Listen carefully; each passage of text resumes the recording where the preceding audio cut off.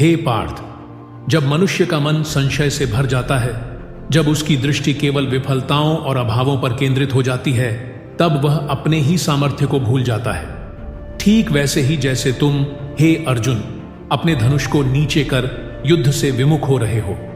परंतु जान लो, मन का पराभव ही वास्तविक पराजय है। मन एव मनुष्याणा कारणम बंध मोक्षयो, अर्थात मन ही मनुष्य के बंधन और मोक्ष का कारण है। जो मन को नियंत्रित कर लेता है वही अपने भाग्य का निर्माता बनता है। जो मन को अपने शत्रु की भांति पालता है वह सदा हारता है, चाहे रणभूमि हो या जीवन। हे पार्थ, यदि तुम सच में समृद्धि और सफलता की ओर अग्रसर होना चाहते हो तो तुम्हें अपने विचारों की पुनर्रचना करनी होगी। Rewire your mind set. हे केशव, क्या वास्तव में विचारों से भाग्य बदला जा सकता है? निश्चित ही पार्थ। संपूर्ण जगत पहले विचार में जन्म लेता है, फिर कर्म में प्रकट होता है। तुम्हारे विचार तुम्हारे कर्मों को दिशा देते हैं और तुम्हारे कर्म तुम्हारे भविष्य का निर्माण करते हैं। जब तुम स्वयं को अभाव में देखते हो तो ब्रह्मांड भी वही लौट आता है, पर जब तुम स्वयं को पूर्ण, समर्थ और विजयी अनुभव करते हो तो संपूर्ण सृष्टि तुम्हारे साथ चलने लगती है। उद्धरेदात्मनात्मानम नात्मानम वसादये, अर्थात अपने आप को स्वयं ऊंचा उठाओ, स्वयं को गिराओ नहीं। हे अर्जुन, स्वयं के बारे में तुम्हारा दृष्टिकोण ही तुम्हारे जीवन का दर्पण है।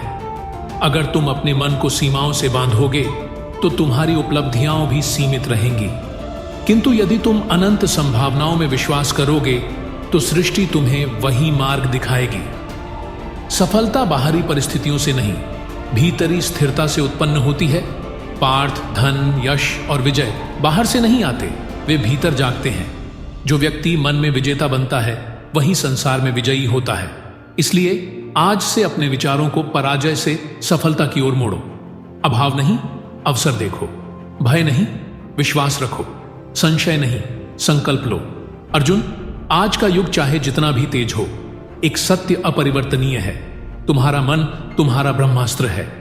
यदि तुम इसे प्रशिक्षित करो सकारात्मक सोच, कृतज्ञता और सेवा की भावना से, तो तुम्हारे जीवन में न केवल समृद्धि आएगी बल्कि वह दिव्यता भी प्रकट होगी जिसके तुम अधिकारी हो।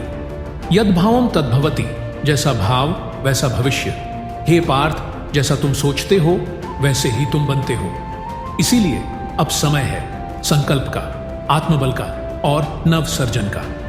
तुम्हारे भीतर श्री राम की निर्भयता है, हनुमान की शक्ति है और स्वयं कृष्ण की विवेकशीलता है। उसे पहचानो, उसे जागृत करो।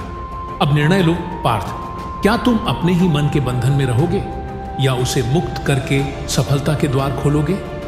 मन को शत्रु नहीं, मित्र बनाओ। यही है सच्चा गीता ज्ञान। यही है मन का पुनर्रचना। Rewiring your mind set for abundance and success. अब उठो पार्थ, रणभूमि तुम्हारी प्रतीक्षा कर रही है।